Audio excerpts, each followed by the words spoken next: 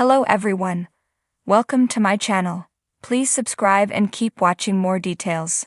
Chicago PD Season 12 villain is secretly Voight's worst adversary, and intelligence needs to be careful. Chicago PD's newest villain has demonstrated that he is more dangerous to the intelligence unit than he seems, so Voight, Jason Begg, needs to be careful. Deputy Chief Charlie Reed, Sean Hatosy, puts on a friendly face but is poised to destroy the intelligence unit. He belies his friendly demeanor when he involves himself in Marina Squirciati's Kim Burgess promotion storyline in Chicago PD, which puts Voight on high alert. While it is unclear what his end goal is, Reed likely wants to take Voight down, if not the entire intelligence unit. In Chicago PD Season 12, Episode 6, Burgess plans to transfer to another department to complete her detective training, but Reed overrides this decision, assigning her back to intelligence as a detective. While on the surface, this seems like good news, it puts Burgess in a position where she owes Chicago PD's new deputy chief a favor. Thus, it seems Reed made a play that he hopes will give him what he needs to destroy the department, and he will likely try to force Burgess to betray Voight in some way. Deputy Chief Reed has already made it clear that he will do whatever he thinks necessary to remake the Chicago Police Department into what he wants it to be. While training with Detective Suarez, Elizabeth Rodriguez, Burgess learns that Reed has already fired many detectives who had been with the department for a long time, including one about to retire, and that Suarez fears she will be next. This proves that Reed doesn't care about his standing in the department, but only about removing those detectives that stand in the way of his goals. Furthermore, Reed seems to have a special interest in intelligence. He visited the squad room several times, claiming to want to know how cases were going and to get to know Voight and the people under him. Additionally, his recent power play gives him leverage over the unit. Taken together, these actions suggest that he has his eye on remaking the intelligence unit in line with his vision for the police department, and doesn't care about the unit's history or the team's loyalty to Voight. However, Reed is making an enormous effort to appear like a friend of the intelligence unit. From his first appearance, he attempts to be informal, asking Voight to call him by his first name. He is always full of smiles and acts as if he wants to develop a strong working relationship with Voight and his team. However, he comes across as if he's trying too hard, which makes it clear he has another agenda in mind. That said, what's happened so far suggests that he wants control over the unit. Reed's friendliness is probably based on the idea of keeping your friends close and your enemies closer. By building these friendly relationships, Reed can make headway on the goal of infiltrating the intelligence unit, so that he can take down who he considers to be bad actors. Ironically, this is the same thing that the intelligence officers do when they work undercover to undermine a drug-dealing operation or other organized criminal group. In Reed's case, it seems he has targeted Burgess and plans to use his relationship with her against the unit.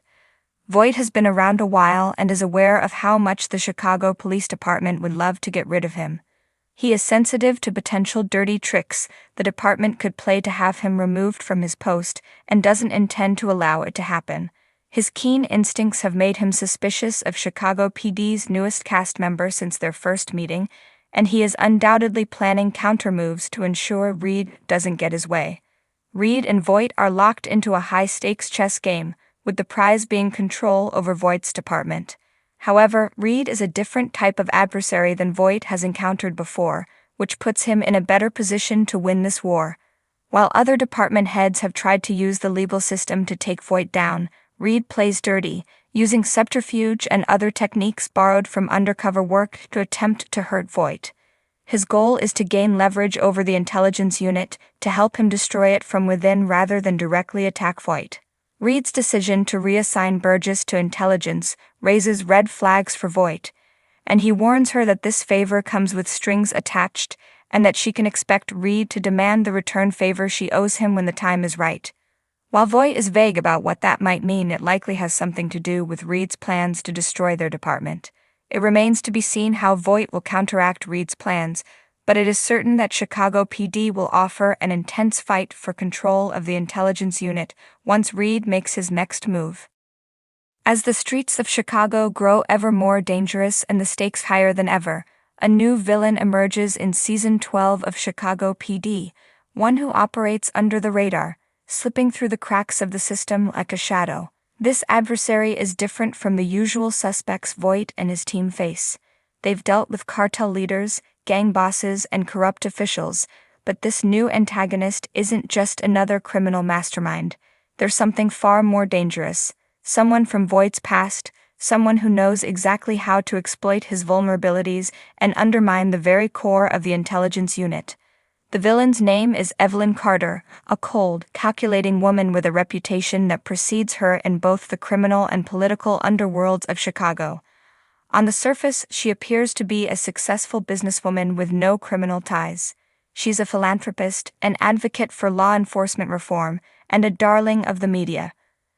But beneath that polished exterior lies a mind that has been patiently working its way into the very heart of the city's power structures, gathering secrets and influence like a spider spinning its web. For Voight, Evelyn isn't just a new threat, she's a ghost from his past, someone he never thought he would encounter again. Years ago, before Voight rose to power in the CPD, he was involved in a case that left a lasting scar on both his career and his soul.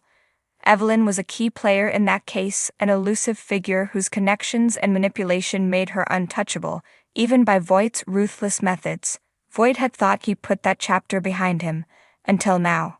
The first encounter, the first signs of Evelyn's return are subtle. It starts with a series of unexplained crimes that seem to have no connection. A string of high-profile robberies, a few carefully orchestrated car chases, and a series of mysterious disappearances that seem to be part of a larger, more calculated plot. What appears to be an unpredictable criminal spree is, in fact, the start of Evelyn's carefully laid plans. She's testing the waters, measuring the intelligence unit's reaction, and making sure they're paying attention. At first, Voight and the team don't realize the connection between the crimes and Evelyn. She's playing the long game, always staying one step ahead, pulling strings from behind the scenes. But when she finally reveals herself, it's not through the usual grand confrontation. Instead, she manipulates the department's politics, leveraging her connections with key figures in City Hall and the media. She uses their fear of Voight's unorthodox methods against him, painting him as a liability to the department and shifting the focus of the investigation away from her. Voight's first real encounter with Evelyn comes when she shows up at a press conference, smiling in front of the cameras, making herself out to be a well-intentioned woman working to clean up the city. She talks about crime reduction, public safety, and the need for better oversight of the police force, implying that the intelligence unit's tactics are outdated and need reform. The irony is thick. Voight's hardline approach to policing, which has served him so well over the years, is suddenly being called into question by someone who knows exactly how to push his buttons. A hidden threat. As Evelyn continues to move in the shadows, Voight starts to feel the pressure. She's not just trying to bring him down, she's trying to break him, both professionally and personally. She uses his greatest weakness, his unflinching loyalty to his team and his methods, to her advantage. She manipulates the media to sow seeds of doubt among his fellow officers and the city at large. She strategically leaks confidential information, framing the intelligence unit as a rogue operation that operates outside the law, constantly skating on the edge of corruption. For Voight, this is a fight that he can't afford to lose. His reputation, his legacy, and the integrity of the unit he spent his entire career building are all on the line. But he knows that Evelyn's game is far more intricate than anything he's ever faced before. She's playing both sides, pulling strings from within the system, while simultaneously orchestrating criminal activity from the outside, and with every move, she forces Voight to confront the demons of his past. The deeper Voight digs into her background, the more unsettling the truth becomes. Evelyn isn't just a criminal mastermind, she's a woman who understands the power dynamics of Chicago better than anyone. She spent years infiltrating the very institutions that Voight thought were solid, playing a long game that could undo everything he's worked for. She's not just aiming for his downfall, she wants to destroy everything he's built and leave him with nothing.